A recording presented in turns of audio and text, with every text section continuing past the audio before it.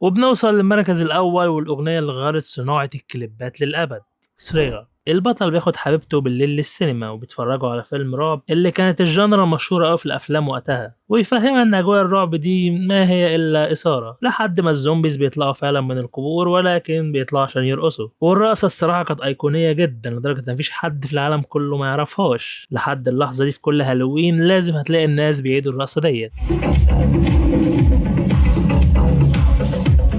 وكمان كان لها ريفرنس في فيلم المفضل 13 Going on 30.